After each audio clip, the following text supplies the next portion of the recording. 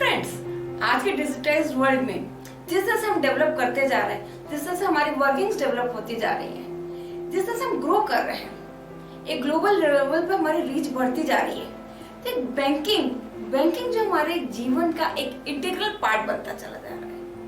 आज हम अपनी लाइफ बिना बैंक्स के शायद विजुअलाइज भी नहीं कर सकते, सोच भी नहीं सकते कि बैंक्स के बिना हमारा लाइफ, हमारा बिजनेस कैसे रन करेगा। हमें बिजनेस रन करने के लिए बहुत सारे ट्रांजैक्शंस की डेली अनलिमिटेड ऑफ ट्रांजैक्शंस हम करते हैं, जो कि मेयरली कैश से पॉसिबल नहीं है। तो ऑब्वियसली बात है, banks come into the forefront, जो कि आपको बहुत तरीके से हेल्प करते हैं। हम अपना पैसा बैंक्स में रखते हैं, that is a very secure place, जहां हम पैसा डाल के निश्चिंत होते हैं। बैंक हमारे ट्रांजैक्शंस को ईज प्रोवाइड करता है, पेपरलेस, कैशलेस। इतनी चीजें आज के जमाने में आ गई हैं, जिनको हम प्रमोट कर रहे हैं, अडॉप्ट कर रहे हैं, for the benefit of our economy, for the benefit of our nature, society.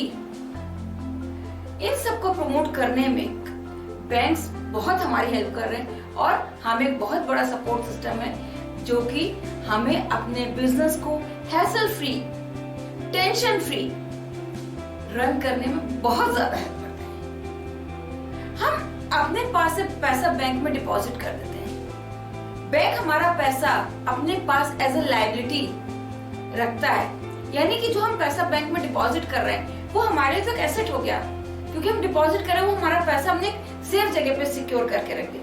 But bank से जब हम पैसा मांगेंगे तो बैंक को पैसा हमें देना, जब भी हमें विड्रॉ करने की जरूरत होगी, जब भी हमें पैसे की जरूरत होगी, हम बैंक से जाके पैसा विड्रॉ करते हैं। तो दैट मीन जो पैसा हमने अपना बैंक में डिपॉजिट करता है, जो हमारे लिए एसेट था, वो बैंक के लिए एक लायबिलिटी है, क्योंकि वो उसने हमें देना है पैसा।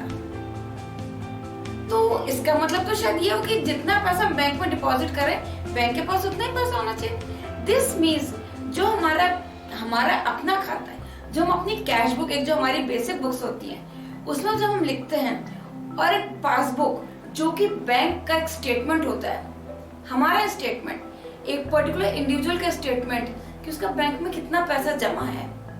तो दिस मींस दोनों अकाउंट्स टैली होने चाहिए, वो स्टेटमेंट जो कि हमारे पास है, और एक वो स्टेटमेंट जो कि हमारे बिहाफ पे बैंक ने हमें दिया हुआ है। दिस मींस दोनों टैली करने चाहिए। बट नहीं, इसमें अक्सर डिफरेंसेस होते हैं। तो है ना कंफ्यूजन की बात, या कहीं ना कहीं हम डर जाते हैं। सपोज हमारे हिसाब से लगता है हमारे को कि बैंक में 25 लाख है, बट हमारी पासबुक कहती है अरे आपके अकाउंट में तो केवल 20 लाख रुपए है। सो 5 लाख क्या छोटी अमाउंट है, जाने दे, नहीं ना। तो क्या रीजन है इन 5 लाख के डिफरेंस का? तो कहीं ना कहीं तो हमें रीजन फाइंड आउट करना पड़ेगा ना, और इस रीजन ऑफ डिफरेंस को हमें रिकंसाइल भी करना पड़ेगा, या रिजॉल्व कह लीजिए, रिजॉल्व भी करना पड़ेगा। तो जैसे आम जिंदगी है हमारी, रिश्तों में कड़वाहट आती है, लड़ाइयां होती हैं, डिफरेंसेस होते हैं, दो लोगों के थॉट प्रोसेसेस में डिफरेंसेस होते हैं, जो कि कई बार थोड़े से अनफेवरेबल रूप ले लेते हैं, कई बार नॉर्मल वे में रिकंसाइल भी हो जाते हैं। तो जैसे दो लोगों के आपसी मतभेद है, दो लोगों के डिफरेंसेस हैं, उनको रिकंसाइल करा जाता है।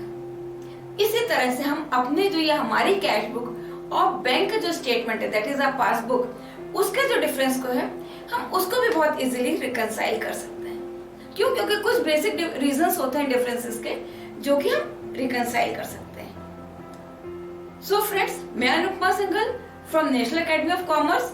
आज हम बात करते हैं इसी एक टॉपिक की, जो आपके आईसीआई के सीए फाउंडेशन लेवल पे अकाउंट्स के पहला paper principles and practice of accounting के चैप्टर नंबर 3 है, bank reconciliation statement.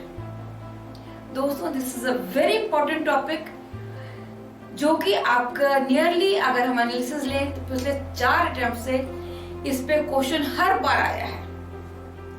And one more important thing, जो कि ये 10 मार्क्स की कवरेज आपको दे रहा है। So this is a very very important chapter, और but Remember, this is a very simple and interesting chapter. तो आइए आज हम देखते हैं, समझते हैं और कुछ क्वेश्चंस डिस्कस भी करते हैं इस पर्टिकुलर टॉपिक के ऊपर. So friends, welcome to National Academy of Commerce. I am Rukma Singhal. Welcome you all.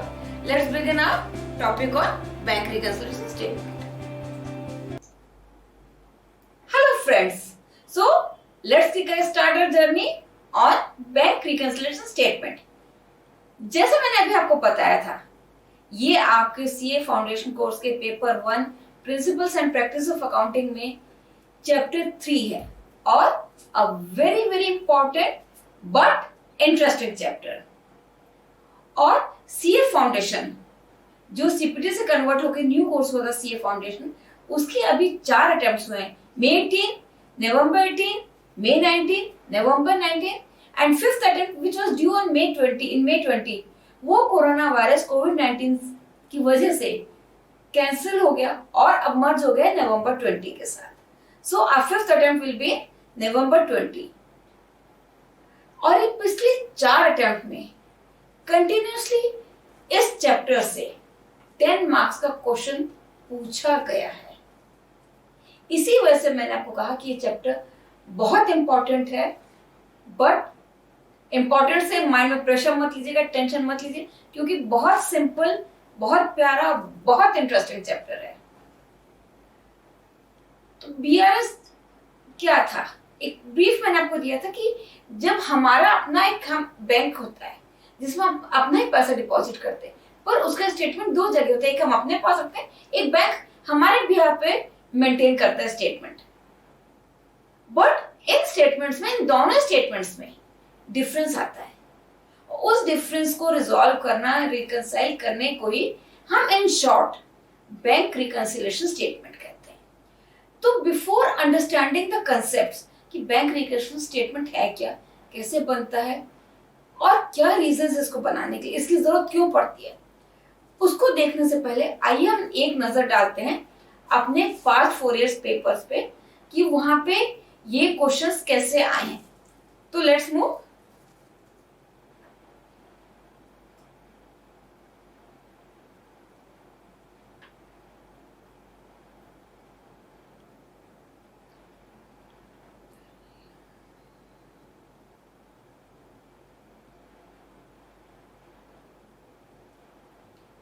ये हमारा मई 18 का पेपर है. एक थोड़ी सी नजर हम लोग पेपर पर डाल लेते हैं कि क्या फॉर्मेट हमारा पेपर का होता है, क्योंकि जो बच्चे फर्स्ट टाइम एग्जाम अटेम्प्ट करने जा रहे हैं उनको बहुत हेल्प मिल जाएगी इस फॉर्मेट को समझने के बाद.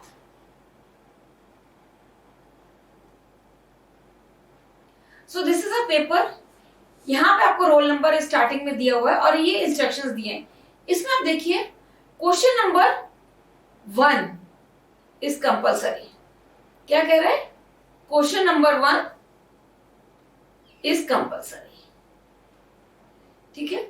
और उसके बाद answer any 4 question from the remaining 5 question. This means आपको टोटल कितने क्वेश्चन अटेम्प्ट करने? 5 क्वेश्चन. दिस मीन्स कि पहला क्वेश्चन कंपल्सरी है, अब बाकी 5 में से आपको चॉइस दिए 4 क्वेश्चन करने की. देखते हैं. पहला क्वेश्चन यूजुअली जो होता है आपका, उसे part A true false questions होते हैं.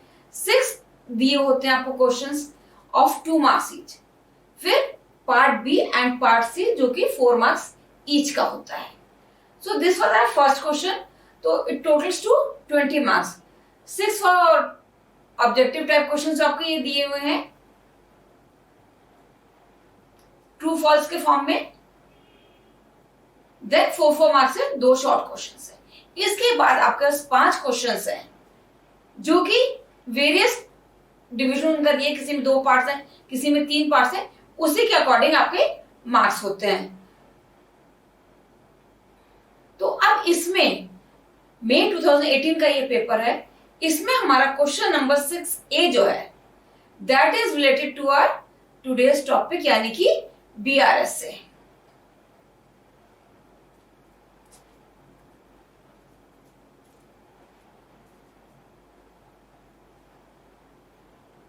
ये देखिए, ये हमारे यहाँ पे बीआरएस का क्वेश्चन दिया हुआ है। इसमें क्या पूछा गया है, क्या कैसे करना है, ये सब चीजें हम एक बार टॉपिक पर जाएंगे तो हम इसको एक बार दोबारा से डिस्कस करेंगे, बता देंगे कि इस क्वेश्चन में आपसे कहां से क्या पूछा गया था। तो देखिए क्वेश्चन नंबर 6A है, जो कि अगेन 10 मार्क्स का आपका है। So this was paper of May 2018, first paper of CA foundation.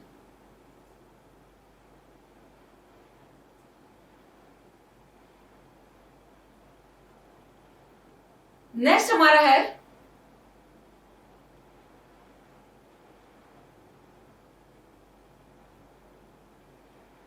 November 18। Let's see, एक minute,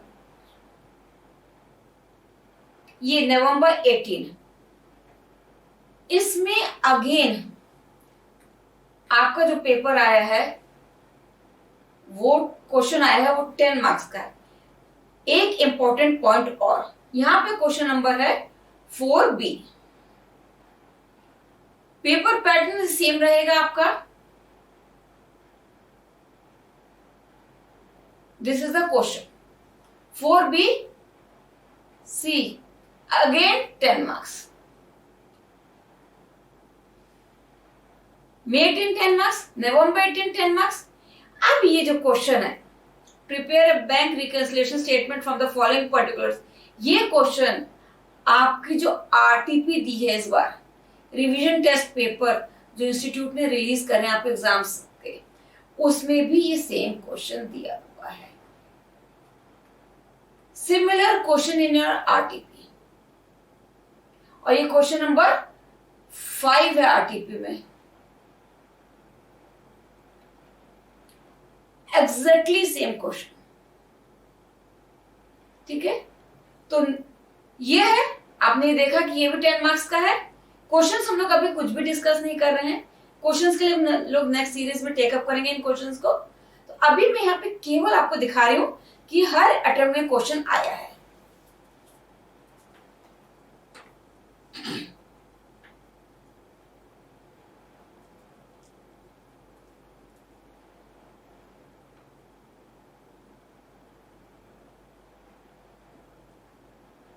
next is May 2019। May 2019, इसमें आपका क्वेश्चन नंबर 2A है। हियर इज द क्वेश्चन आपका, देखिए, prepare bank reconciliation statement of Mrs R K brothers on 30 June 2018। ये again आप नीचे move on करेंगे तो ये देखिएगा, ये फिर आपका 10 मार्क्स का क्वेश्चन दिया हुआ है। अनदर इंटरेस्टिंग पॉइंट, इंस्टीट्यूट आपके एग्जाम से पहले एमटीपीज रिलीज करता है, यानी कि मॉक टेस्ट पेपर। आपका mock test paper series 1 out हो चुका है, और ये same question is there in your MTP, यानी मॉक टेस्ट पेपर में ये सेम क्वेश्चन दिया गया है। चलिए अब हम आते हैं लास्ट पेपर पे, that is November 19।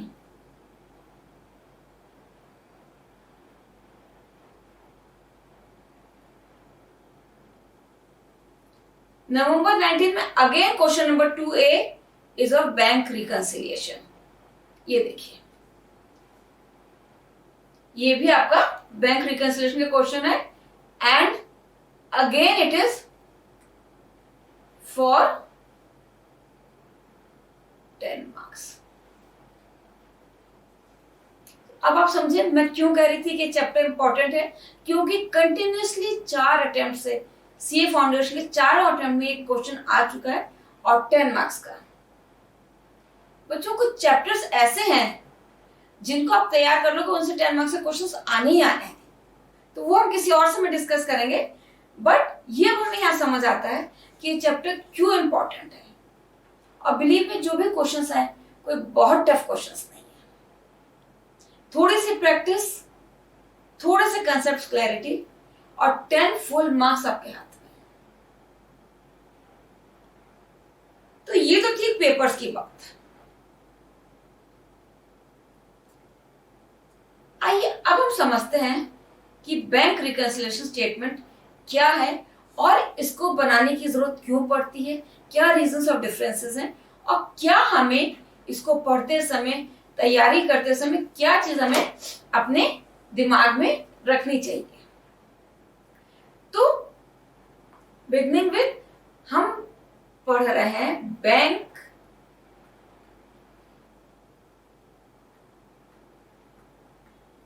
Reconciliation statement. आप सोच रहे होंगे कि मैं इतनी दूर दूर क्यों लिख रही हूं, कुछ सवाल आ रहे मन में।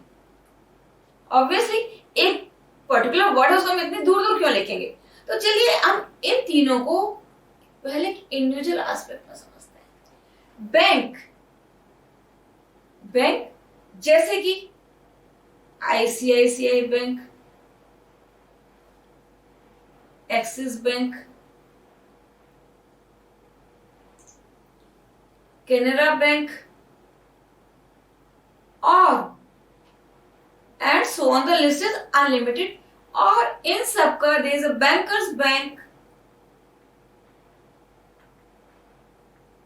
That is RBI.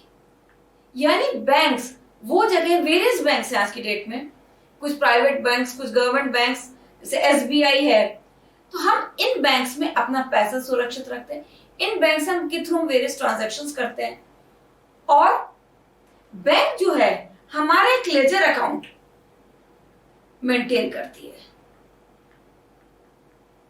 Ledger account of each customer, ठीक है। और यही स्टेटमेंट हमें पासबुक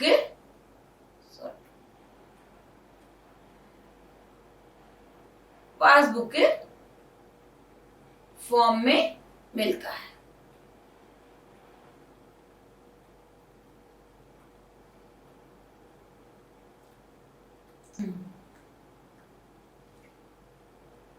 ये हमारी पासबुक होती है, provided by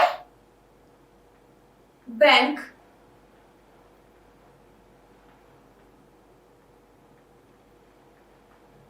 two the customer, ठीक है। अगर हम यहीं पर हम बात करते हैं कैश बुक की, तभी हम थोड़ा सा आगे मूव करने में कंफर्टेबिलिटी आएगी हमें। कैश बुक, कैश बुक क्या है? हमारी जर्नल बुक है, journal book where we record our transactions with bank, या ये कह लेते बैंक अकाउंट हम यहाँ पे मेंटेन करते हैं। तो कैश बुक में हमारा एक बैंक अकाउंट होता है। तो हमारे पास अब दो बुक्स कौन सी हो गई, एक पासबुक, एक हमारी cash book with bank column.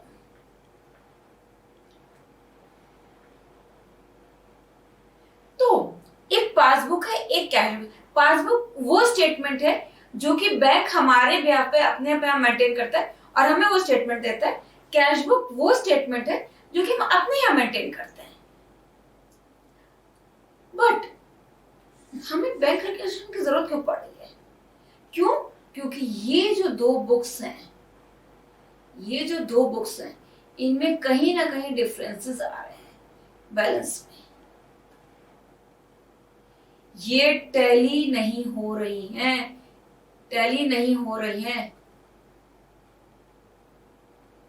But क्या ये टैली नहीं होनी चाहिए? क्या लगता है आपको? भाई हमारा पैसा है, हमने कैश बुक से यहां से ले जाके बैंक में जमा कर रहे हैं, तो जो हम जमा कर रहे हैं, जो हम निकाल रहे हैं, सारा हमारा पैसा है, तो फिर टैली क्यों नहीं हो रहा है? यहीं पे डिफरेंसेस आते हैं, यहीं पे डिफरेंसेस आते हैं और उन डिफरेंसेस को ओवरकम करना।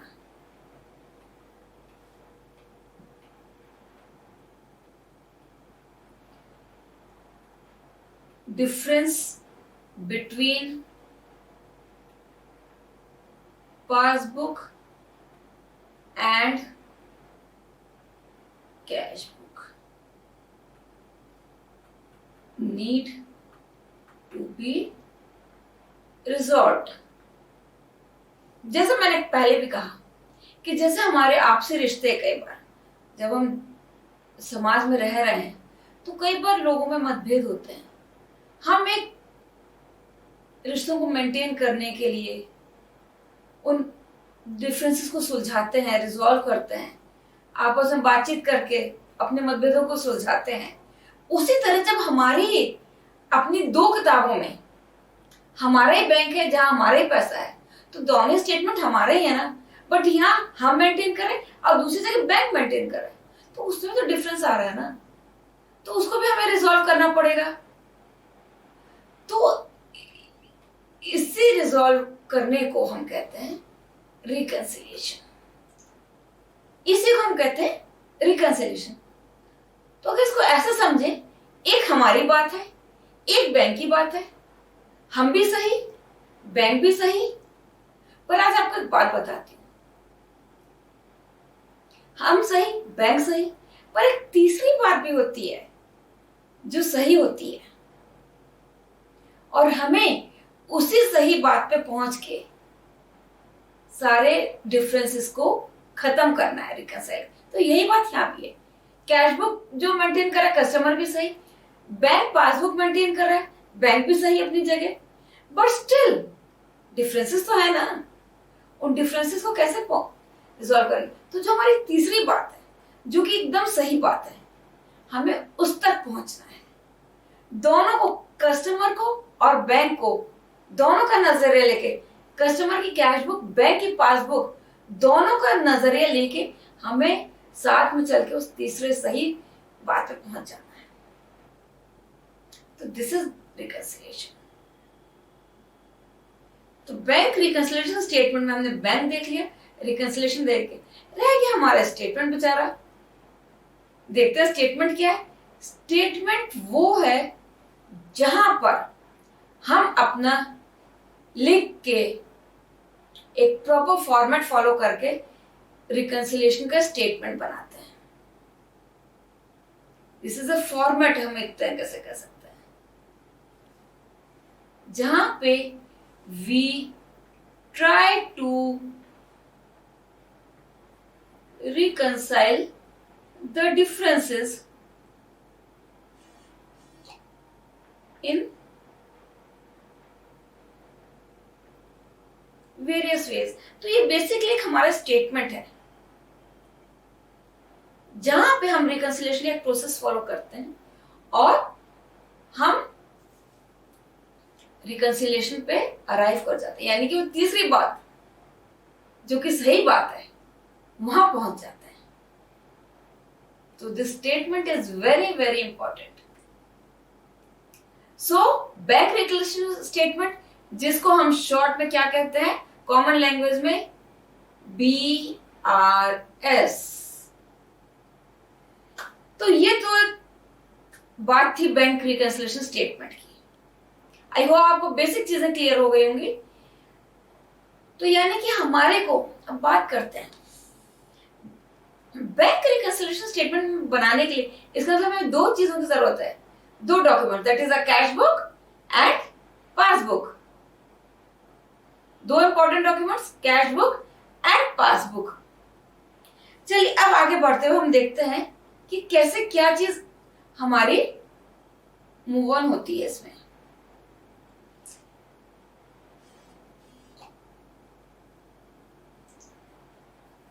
तो आइए हम बिगिन करते हैं BRS का इंटरेस्टिंग एस्पेक्ट। BRS हेडिंग हम लोग अपने डाल के आगे बढ़ते हैं। तो बच्चों, जैसे हमने देखा हमारे बैंक अकाउंट होता है जिसको कि हम बेसिकली रिकंसाइल कर रहे हैं। रूल्स ऑफ एंट्री पढ़ा होगा, गोल्डन रूल्स ऑफ अकाउंटिंग, ध्यान आया? 3 टाइप्स ऑफ अकाउंट्स, कौन कौन से? Real, personal and nominal. बच्चों आप बता सकते हो बैंक हमारा किस टाइप का अकाउंट है? इज इट रियल, पर्सनल और nominal? Obviously it is personal. So personal पे क्या रूल्स अप्लाई करते हैं? जल्दी जल्दी बताइए बच्चों। Debit what comes in and credit what goes out, right? तो चलिए इसको हम देखते हैं अपनी दोनों बुक्स के हिसाब से कैसे होता है। 2 बुक्स हमारी कौन सी हैं? कैश बुक और पासबुक। हम कह रहे हैं यानी कि हमारे 2 टाइप के बैलेंसेस कौन से हुए? या 2 एस्पेक्ट्स क्या हैं? Debit and credit. डेबिट हम अपने बुक पे कंसंट्रेट करते हैं, यानी वो अकाउंट जो कि हम मेंटेन कर रहे हैं as a customer. Debit what comes in, यानी कि हमारे पास कैश आ रहा है तो हम क्या करेंगे? हमारे कैश बुक में बढ़ जाएगा एंट्री, और अगर हमारे पास जा रहा है तो दिस विल गेट रिड्यूस्ड। अच्छा, जैसे मैंने आपको बताया था, या चलिए देखते हैं कि हम जो पैसा है अपना वो बैंक में जमा कर रहे हैं। दैट मीन्स थोड़ा सा हमें नीचे मूव करना पड़ेगा, इसके बारे में हम थोड़ा सा बाद में बात करते हैं। सपोज हमने बिजनेस स्टार्ट करा, हमने 1 लाख रुपए से बिजनेस स्टार्ट करा, डिपॉजिटेड है बैंक, ठीक है।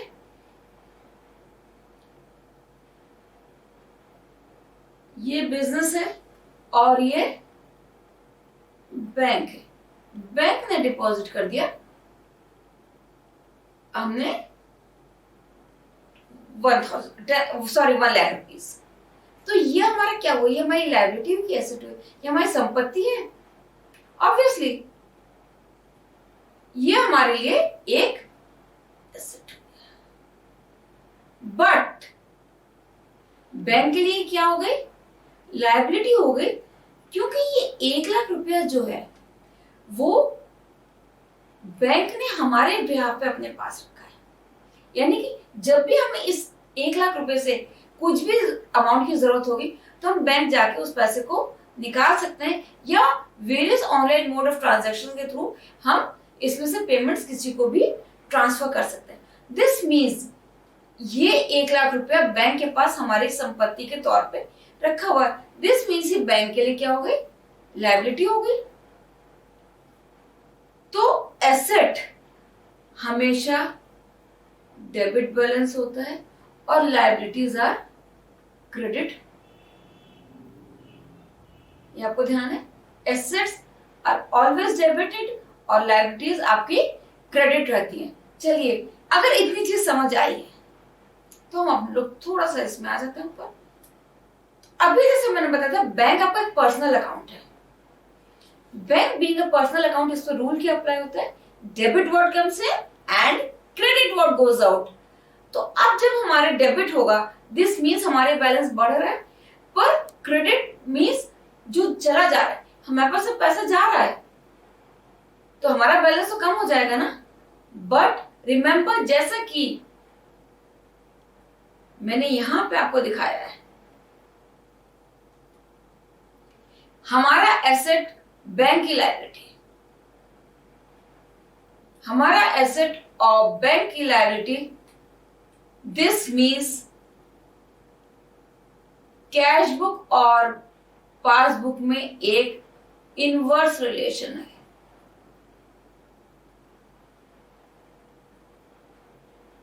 यानी ऑपोजिट रिलेशन कह सकते हैं हम लोग। यहां पे डेबिट है तो बैलेंस बढ़ रहा है, क्रेडिट है तो बैलेंस घट रहा है। बट बैंक में जब क्रेडिट होता है तब बैलेंस बढ़ रहा है, but debit means balance is reducing. समझ आए बात बेटा? जब हमारे पास पैसा आता है, हमारे पास पैसा बढ़ जाता है, डेबिट बैलेंस बढ़ जाता है हमारा। बट अगर हम उस पैसे से कहीं पेमेंट कर देते हैं तो हमारा बैलेंस रिड्यूस हो जाता है। या हम उसी कैश को बैंक में जमा कर देते तो हमारे पास तो कैश चला गया ना, बट इंक्रीज का हुआ, बैंक में इंक्रीज हुआ। तो एक ही हमारी बात होती है कि जो हमारे एस्पेक्ट्स हैं किसी भी ट्रांजैक्शन, डेबिट और क्रेडिट, वो कैश बुक और पासबुक में कैसे मूव करते हैं। तो ये तो दो एस्पेक्ट्स की बात थी। इसी तरह हम अगर अपनी कैश बुक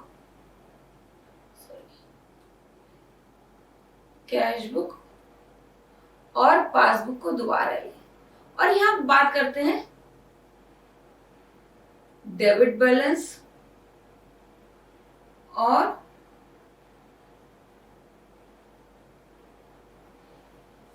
ठीक है, जैसे कि मैंने आपको बताया था एसेट्स हमारे डेबिट होते हैं और अगर हमारी लायबिलिटी होती है तो दैट इज क्रेडिट। ठीक है, तो डेबिट बैलेंस मींस हमारे पास पॉजिटिव बैलेंस है, ठीक है, and credit means we have negative balance. अगर हम पासबुक की बात करें, जैसे अभी हमने देखा था, कैश बुक और पासबुक में इनवर्स यानी अपोजिट रिलेशन है। तो हमारे पास अगर डेबिट में फेवरेबल बैलेंस है यानी पॉजिटिव बैलेंस है, दिस मीन्स यहाँ पे क्रेडिट में आपका फेवरेबल होगा और ये ऐसे जाएगा। क्यों? सही है ना? Debit balance means negative balance और क्रेडिट मीन्स पॉजिटिव बैलेंस। बहुत इंपॉर्टेंट, बहुत छोटा पॉइंट है बट वेरी इंपॉर्टेंट। यहां से आपकी सारी गलतियों का स्कोप खत्म हो जाएगा। अब वहां हमने ट्रांजैक्शन से बात करी थी, यहां बैलेंसेस की बात कर रहे हैं। तो अगर हम नेट इफेक्ट देखें इनका, जैसे मैंने बोला कि पॉजिटिव मीन्स फेवरेबल और नेगेटिव मीन्स अनफेवरेबल, या इसके लिए हम वर्ड यूज करते हैं ओवरड्राफ्ट। ठीक है, अब अगर हम बात करें इनकी, पॉजिटिव मीन्स हो गया फेवरेबल और नेगेटिव मीन्स हो गया अनफेवरेबल या ओवरड्राफ्ट।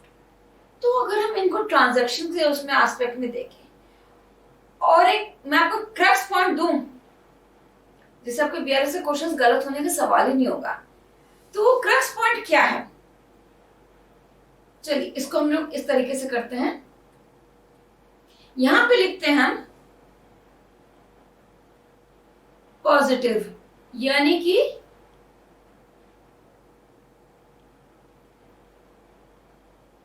फेवरेबल बैलेंस, यहां हम लिखते हैं नेगेटिव यानी कि अनफेवरेबल या अब हमारे पास दो एस्पेक्ट क्या होते हैं, या तो हम डिपॉजिट्स करते हैं, ठीक है, ऑब्वियसली दूसरी चीज क्या होगी, विड्रॉल होगा। क्यों? कोई तीसरी चीज भी हो सकती है क्या, बताइए? क्या लगता है आपको? पॉजिटिव में डिपॉजिट्स और विड्रॉल के अलावा कोई तीसरा एस्पेक्ट हो सकता है कैश से रिलेटेड? नहीं ना। चलिए हम बात करते हैं फेवरेबल बैलेंस। हमारे पास पैसा है, हमारे पास पैसा है और उसमें हम और डिपॉजिट कर रहे हैं, हमारे पास एक बोरा है पैसों का भरा और उसमें हम और पैसा डाल दे रहे हैं, तो क्या होगा, हमारा बैलेंस बढ़ जाएगा कि नहीं बढ़ जाएगा? और उसी बोरे से हम पैसा बाहर निकालते जा रहे हैं, विड्रॉ करते जा रहे हैं, तो क्या होगा?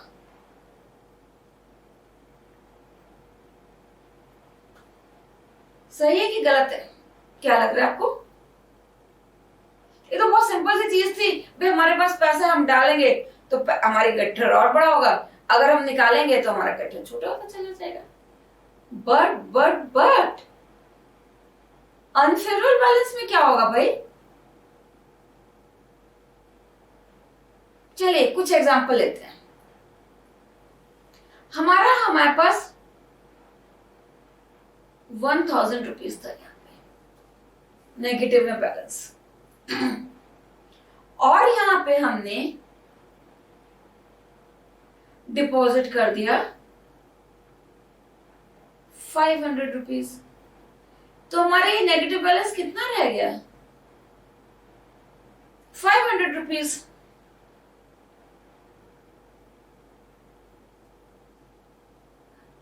तो क्या लगता है आपको, अनफेवरेबल केस में अगर हम डिपॉजिट्स करते हैं तो हमारा बैलेंस रिड्यूस हो जाता है। रिमेंबर, हमारा नेगेटिव बैलेंस रिड्यूस होके पॉजिटिव की तरह मूव करने लगता है। देखा ना अभी अपने एग्जांपल से। अब अगर चलिए 1000 हमारा जो नेगेटिव बैलेंस था, हम और 500 रुपए निकाल लेते, डिपॉजिट करने की जगह हम 500 रुपए विड्रॉल कर लेते, और तो क्या हो जाता है, ये 1500 रुपए हो जाता। क्यों?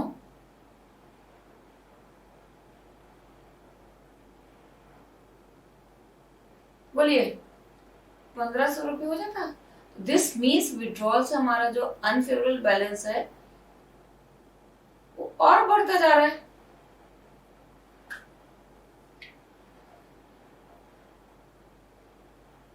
कोई क्लियर बात? यानी कि हाँ, दो एस्पेक्ट हो सकते हैं, या तो हमारे पास पैसा होगा या हमने जितना पैसा उससे ज्यादा हमने खर्च कर दिया होगा। बैंक्स जो हैं, बच्चों जो बैंक्स होते हैं वो अपने जो गुड कस्टमर्स होते हैं, यानी कि जिनकी रिपोर्ट्स बहुत अच्छी रहती हैं, जिनमें बैलेंसेस रहते हैं या जो टाइमली पेमेंट्स करते हैं सब चीजों का, ऐसे अच्छे कस्टमर्स को बैंक एक फैसिलिटी देता है कि अगर आपके बैंक अकाउंट में पैसा कम भी है और आपको कुछ अर्जेंट पेमेंट्स करने हैं, तो बैंक अपनी तरफ से एक ओवरड्राफ्ट की परमिशन सैंक्शन करता है कि आप अभी अपने क्लाइंट्स को ये जो जहां भी आपको अर्जेंट पेमेंट्स करने हैं वो आप पेमेंट्स कर दीजिए, और फिर आप जो बैलेंस अमाउंट है, जो डिफरेंस अमाउंट है, ये जो शॉर्ट अमाउंट है, उसको आप डिपॉजिट करवा दीजिएगा। तो this is called a temporary overdraft.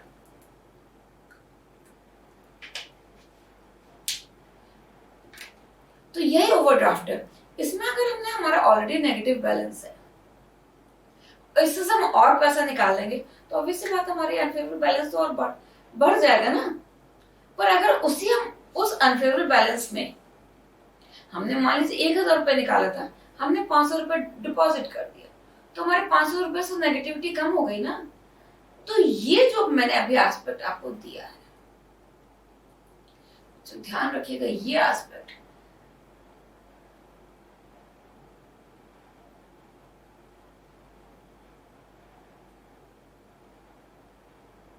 ये जो एस्पेक्ट मैंने आपको दिया है, ये वेरी इंपॉर्टेंट। ये आपको बीआरएस में बहुत ज्यादा हेल्प करेगा, बीआरएस बनाने में बहुत ज्यादा आपकी हेल्प होगी इससे। क्वेश्चंस आपके कहीं भी गलत नहीं होंगे। चलिए, ये तो बहुत बेसिक सी सिंपल सी चीजें थी बीआरएस के बारे में। हम बात करते हैं reasons of difference.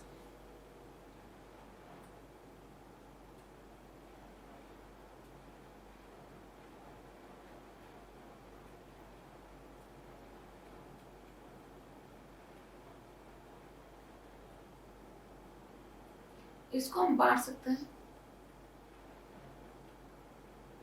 Timing difference, errors, errors को हम errors in passbook, errors in cash book, और ये कुछ ट्रांजैक्शंस के वजह से भी होते हैं। इसमें पहले हम लोग थोड़ा सा समझ लेते हैं टाइमिंग डिफरेंस को।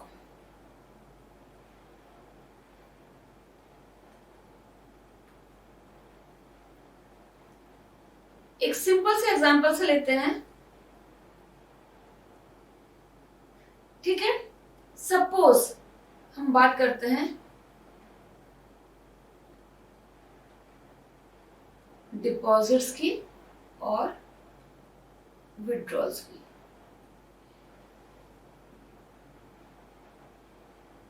सपोज डिपॉजिट कब होगा? जब कोई भी कस्टमर, यानी कस्टमर को हम सी से डिनोट करते हैं, बिजनेस को, हमारी ऑर्गेनाइजेशन को कुछ चेक इशू करेगा,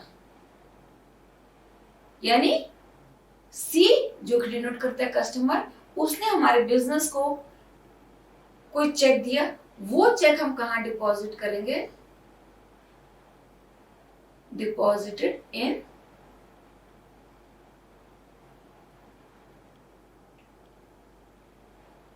बैंक। अब जब ये चेक क्लियर हो जाएगा तो हमारे पास बैलेंस ऐड हो जाएगा, ठीक है। डिपॉजिट कैसे मूव कर रहा है? कस्टमर ने पैसा दिया, चेक दिया हमारे बिजनेस में, और उसको हमने डिपॉजिट करा बैंक में, और जब क्लियर हो गया तो हमारा बैलेंस बढ़ गया। अभी इसमें थोड़ी और आगे बात करते हैं। अब बिजनेस ने अपने सप्लायर को चेक इशू करा, ठीक है। सप्लायर ने उसे बैंक में प्रेजेंटेड इन बैंक, वहां से क्लियर होकर हमारा बैलेंस नेगेटिव में चला गया। अब यहां पे याद रखने वाली क्या बात है? यहां पे याद रखने वाली है, दो बुक्स थी हमारी, कैश बुक एंड पासबुक। बच्चों अब यहीं पे रीजन ऑफ डिफरेंस सिखाता है। बिजनेस ने एंट्री अपनी कैश बुक में कब करी? जब सी ने, कस्टमर ने उसे चेक दे दिया। बट पासबुक में एंट्री कब हुई? जब चेक क्लियर हो गया। यानी कि आज 6 सितंबर को कस्टमर ने चेक दिया बिजनेस ऑर्गेनाइजेशन को, तो 6 सितंबर को बिजनेस ऑर्गेनाइजेशन अपनी कैश बुक में लिख लिया, बैंक बुक में, कि रिसीव चेक, और उसे डिपॉजिट कर दिया बैंक में। बट अब आपको बैंकिंग का थोड़ा सा प्रोसेस समझाते हैं। सपोज सी ने चेक इशू करा बिजनेस को, जिसका कि अकाउंट है कहां पे? आईसीआईसीआई बैंक में। बट सी का अकाउंट कहां है?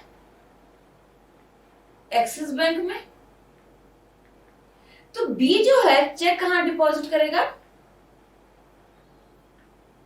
यहां पर। But ICICI bank will send the check to axis bank, वहां से क्लियर होके पैसा आएगा बी के बैंक अकाउंट में। तो ये जो टाइम गैप है, दिस टाइम गैप, जब यहां से क्लियर होके आईसीआईसीआई बैंक में पैसा आएगा, तब पासबुक में एंट्री होगी। तो ये जो 2 से 3 दिन का, 4 दिन का डिफरेंस है, ये हमारे डिफरेंसेस में आ जाता है। हमने आज पैसा जमा करा, हमें कल जरूरत लगी, हमने कल बैंक रिकॉर्ड में स्टेटमेंट बना लिया, तो हमने तो क्या करा? चेक डिपॉजिट कर दिया था। हमने अपने पास बैलेंस बढ़ा लिया था, बट क्योंकि बैंक में तो पैसा आया ही नहीं, चेक क्लियर ही नहीं हुआ, तो बैंक थोड़ी हमारे पे पैसा अब हमारा बैलेंस बढ़ाएगा। तो यही रीजन हमारा डिफरेंस का आ जाता है in the case of deposits. Similarly withdrawal में हमने चेक इशू कर दिया, आज सैटरडे था, हमने चेक इशू कर दिया, बट कल संडे था, बैंक में पैसा जो सप्लायर था बैंक में चेक लगा नहीं पाया, मंडे को बाय चांस नहीं लगा पाया, और हमने मंडे को बैंक रिक्वेस्ट स्टेटमेंट अपने बना लिया। तो हमने तो अपने से बैलेंस कम कर दिया, तो हमने तो सप्लायर को 50,000 का चेक दे दिया, माइनस करो भाई, हमने चेक इशू कर दिया 50,000 का, बट भैया जब हम बैंक से मिलाने लगे हमारे तो बैंक से 50,000 कम ही नहीं है। क्यों? क्योंकि सप्लायर ने तो अभी चेक प्रेजेंट ही नहीं कराया। Excuse me.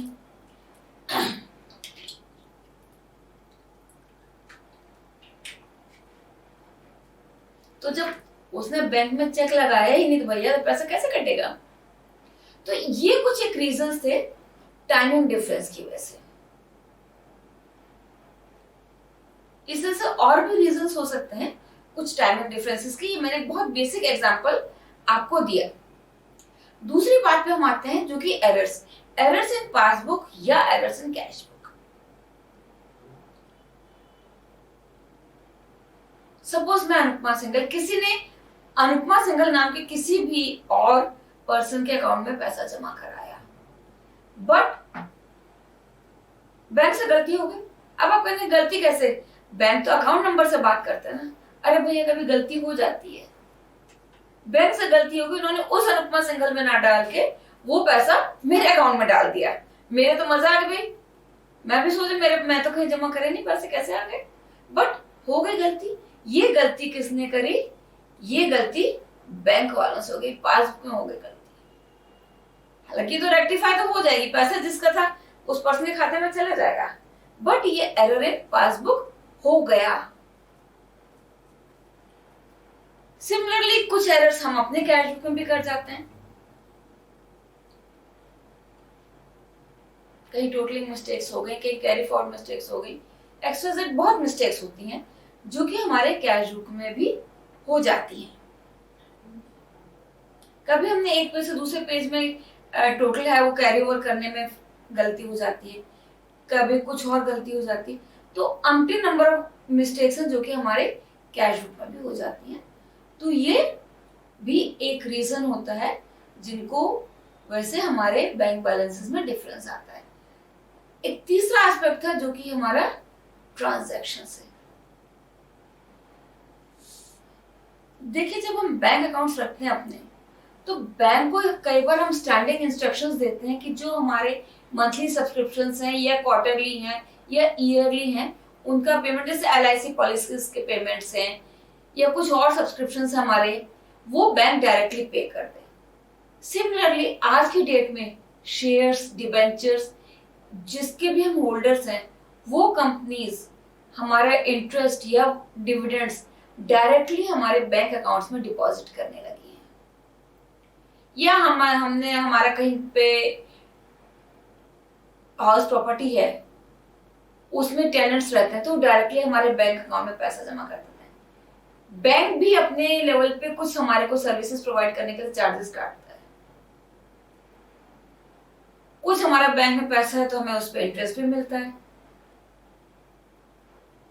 कई बार कुछ हम चेक्स डिपॉजिट करते हैं, वो डिसऑनर हो जाते हैं किसी वजह से, तो डिसऑनर के चार्जेस भी लगते हैं। तो सर वेरियस चार्जेस हैं, कुछ इंटरेस्ट है जो बैंक हमें देता है हमारे डिपॉजिट्स पे, तो वो सारे ट्रांजैक्शंस पासबुक में तो नोट हो जाते हैं, बट हमें नहीं पता चलता है। हमें कब पता चलता है? हमें पता तब चलता है जब हमारे पास पासबुक का स्टेटमेंट आता है। तब हम देखते हैं कि अरे हमारे अकाउंट में तो ये पैसे पड़े हुए हैं, इनकी एंट्री हमने नहीं करी। जैसे मैंने आपको शेयर्स डिविडेंड्स की बात करी, शेयर्स और डिबेंचर्स जिनका इंटरेस्ट और डिविडेंड्स वगैरह कंपनी आजकल डायरेक्टली शेयर होल्डर से डिबेंचर होल्डर्स के अकाउंट में डालने लगी, वो एक इंटीमेशन थ्रू मेल या मैसेजेस जरूर देती हैं। कई बार हम वो स्किप कर जाते हैं, हम देखते भी नहीं है, और अगर हम देखते भी हैं कई बार तो हम उसको पढ़ लेते हैं, बट शायद दिमाग में ही नहीं लाते कि हमें उसकी एंट्री अपने बुक्स ऑफ अकाउंट्स में करनी है। तो ये कई कारण थे, जो रीजंस ऑफ डिफरेंसेस थे, जो हमारे को बैंक रिकंस्ट्रक्शन बनाने पर मजबूर करते हैं, बनाना पड़ता है, जिनकी वजह से हमें। अब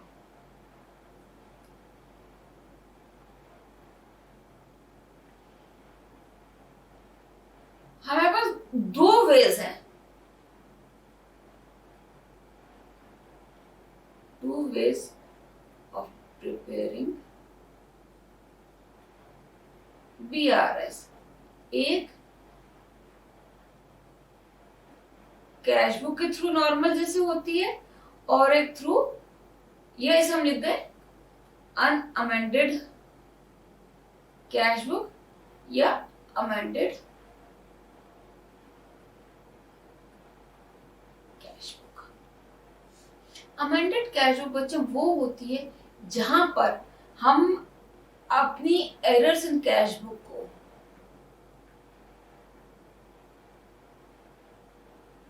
are rectified and new balance is arrived। तो हम जितनी भी एरर्स हमारे कैश में, हम पासबुक एरर्स नहीं ठीक कर सकते, क्योंकि वो पासबुक हम नहीं मेंटेन कर रहे, that is being maintained by a bank.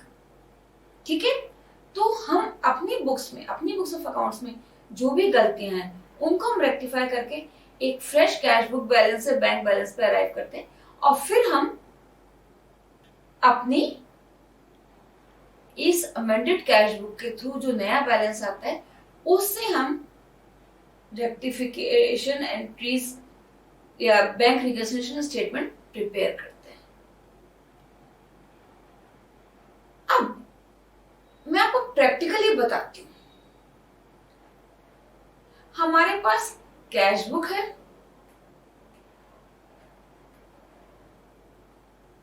और पासबुक है, इसकी डेबिट साइड, क्रेडिट साइड, इसकी डेबिट, ये ऐसे लिखते हैं इसको, इसकी क्रेडिट साइड, इसकी डेबिट साइड। दिस मीन्स हमारे पास टोटल 4 साइड्स हैं, debit, credit,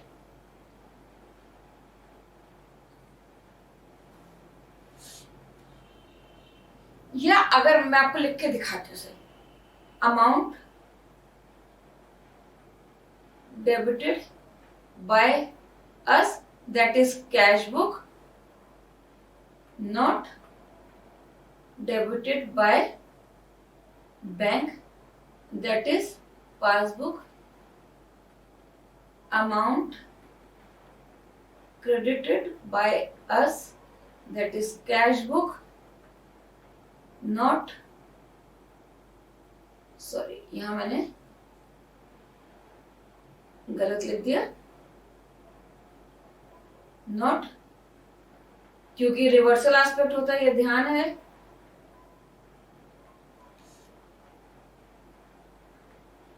amount credited by bank that is passbook, not debited by us cash book,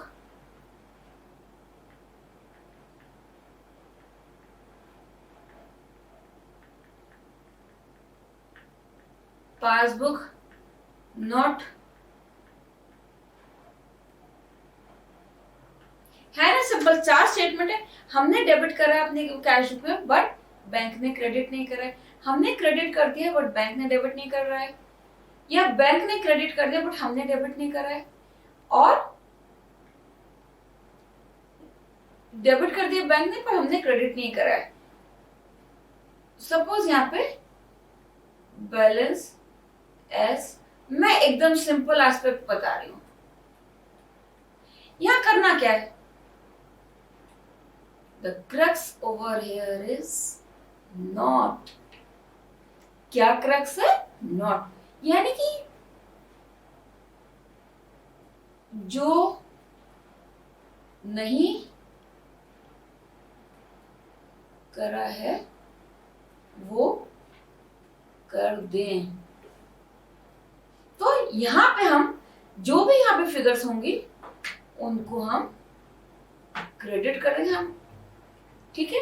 यहाँ पे क्या करें, credited bye but not debited by bank, इनको हम डेबिट कर देते हैं। Credited bye not debited bye again इसको हम डेबिट कर देते हैं। नॉट क्रेडिटेड बाय अस, चलिए क्रेडिट कर देते हैं।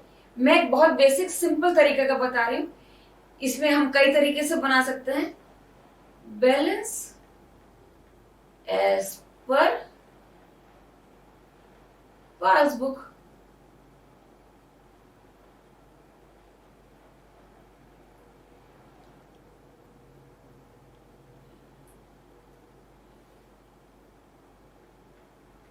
यहां पे आप ये डेबिट है आपका, ये डेबिट है, ये डेबिट है, इन तीनों को प्लस करिए और ये क्रेडिट इनको प्लस करिए। So add all debits, add all credits and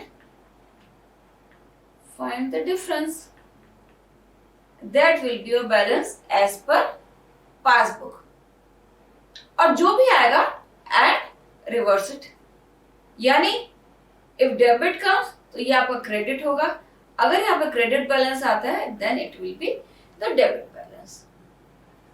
तो बच्चों ये एक सिंपल एस्पेक्ट था बीआरएस का, जो कि मैंने जब हम अपनी कैश बुक से स्टार्ट करके बैलेंस अराइव करने की कोशिश करते हैं बैंक पासबुक पे, तो ये था। इसमें हमने देखा ये हमारा डेबिट बैलेंस, दिस मीन्स अगर आपको याद हो मैंने ये बताया था फेवरेबल बैलेंस। चलिए तो हमारे पास 4 एस्पेक्ट्स ऑफ बीआरएस क्या है,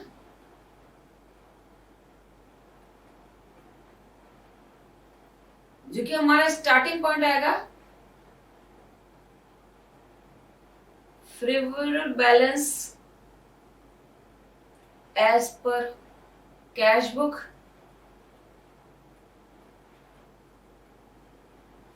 favourable balance as per passbook,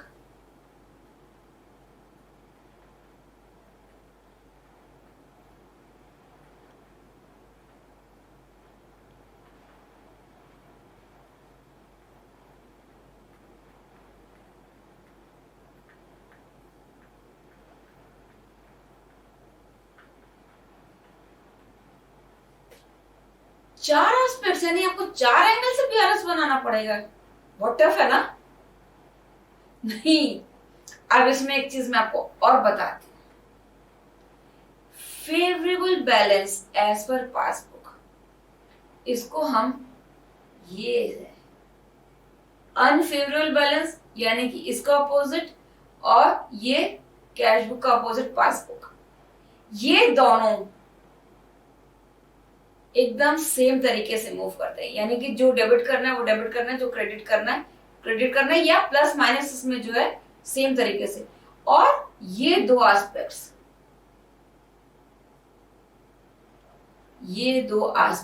आपके ये सेम तरीके से मूव करते हैं। तो आई थिंक अपने पास जो चीज है उससे स्टार्ट करना ज्यादा आसान होता है ना बच्चों। तो अगर हमने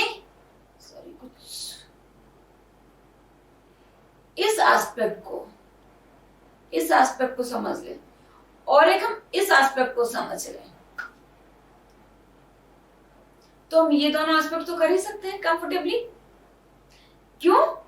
क्योंकि ये जो मूव कर रहा है आपका इसके साथ मूव कर रहा है और ये मूव कर रहा है सेम वे में।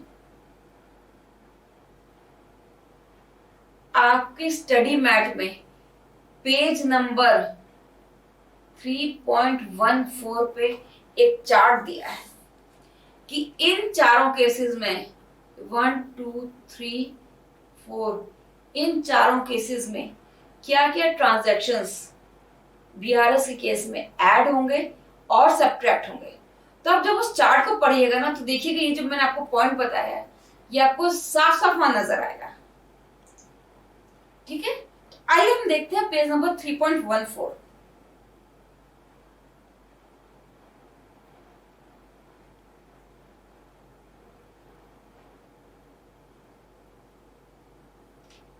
चलिए पेज नंबर 3.14 पे मूव करते हैं हम लोग।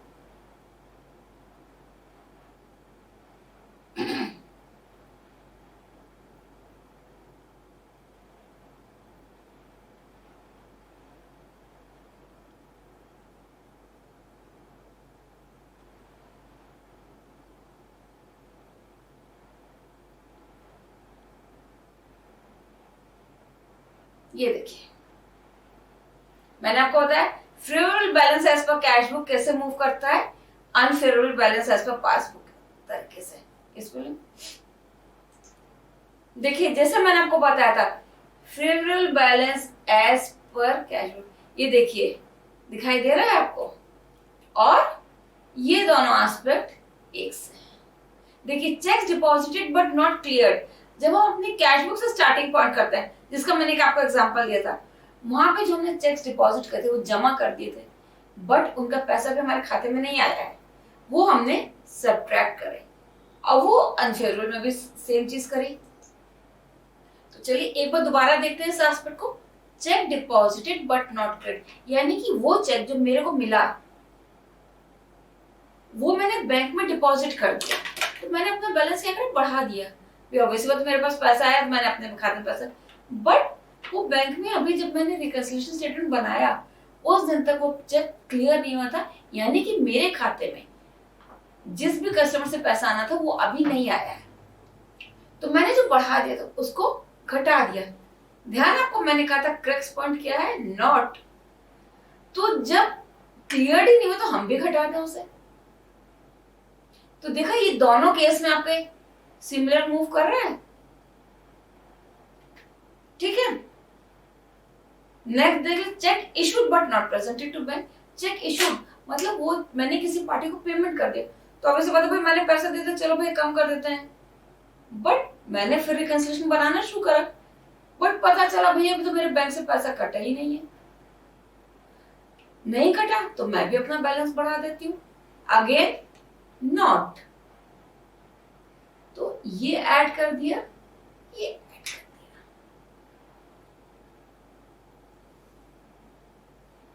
अनफेवरेबल बैलेंस इन कैश बुक में क्या होगा, इसी एस्पेक्ट को लेते हैं। चेक इशूड यानी कि मेरा अनफेवरेबल, मेरा ऑलरेडी नेगेटिव बैलेंस था, उसके बाद मैंने क्या करा चेक इशू कर दिया तो मेरा नेगेटिव बैलेंस और बढ़ गया। बट लकीली जब तक मैंने रिकंसिलिएशन बनाया था कस्टमर ने चेक का पैसा एंड कैश नहीं हुआ था या प्रेजेंट नहीं करा, तो भैया मेरे नेगेटिव बैलेंस होता अपने उसी जगह पे आ गया। तो जो मैंने नेगेटिव बैलेंस को बढ़ा दिया था उसे हमने यहाँ पे कम कर दिया। तो ये वो चार्ट है जो कि आपको सारे को चीजें समझाएगा, और आप केवल क्यों, क्योंकि अपने रास्ते से शुरू होना ज्यादा आसान है ना दूसरे के रास्ते सोचने से, है ना। तुम अगर अपने एस्पेक्ट्स को मास्टर कर ले तो ये दो तो हम कर ही सकते हैं। क्यों, क्योंकि दो एस्पेक्ट्स रिलेटेड चल रहे।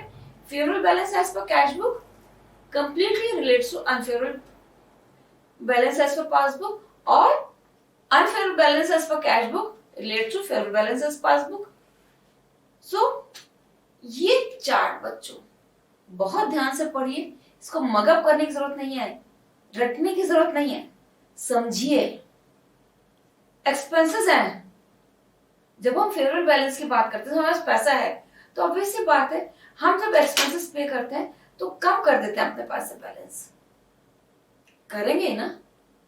बट अगर रिकंसिलिएशन की डेट तक वो पैसा या बिल पे नहीं हुआ है, चेक से पैसा है, तो हम उसको एड बैक कर देते हैं। और अगर अनफेवरेबल है तो हम अनफेवरेबल को बढ़ा देते हैं, पर अगर नहीं कटा तो उसको लेस कर देते हैं। तो इस तरह से ये छोटी छोटी चीजें अगर आप समझ के आगे बढ़िएगा तो ये आपको बहुत हेल्प करेगी। तो गो थ्रू दिस चार्ट 3.14 पे, और जो मैंने एक आपको इंपॉर्टेंट एस्पेक्ट दिया है समझने का कि similarity between this and this और दिस एंड दिस, तो ये आपको कहीं ना कहीं एक कॉन्फिडेंस भी प्रोवाइड करेगी। और जितना बेसिक क्रक्स मैंने आपको दिया है वो आपको समझ आएगा। अब अगर हम बात करते हैं अपने क्वेश्चंस की, ये जो हमारे डिफरेंट पीरियड्स के क्वेश्चंस थे, अब इतनी चीजें हमने देखी हम, यानी कि 4 एस्पेक्ट्स हमारे पास थे। ये क्वेश्चन हमारा कौन सा है?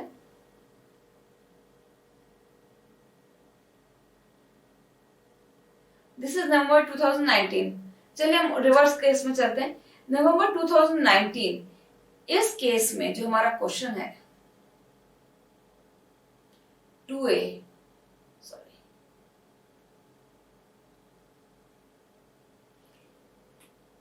ये आपका किस चीज का क्वेश्चन है? Overdraft as per cash book. ठीक है, ये हमारा कब का पेपर है? मई 2019। Again question number 2A, the passbook had a debit balance. Passbook में हमारे क्या होना चाहिए? Credit balance. तो this means overdraft as per passbook. चलिए हम लोग रिवर्स केस में चल रहे हैं। ये हमारा क्वेश्चन कौन सा है? 4A, this must be November 2018। Let's see, एक बार कंफर्म कर लें। हाँ, 4A।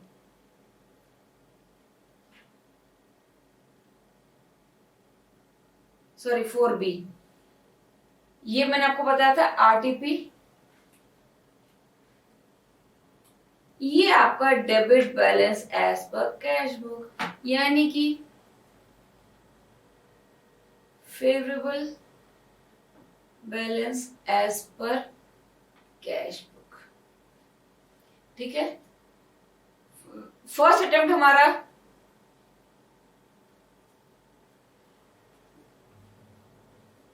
ये था, हमारा मई 2018 का पेपर। यहां क्या दे रहा है? ये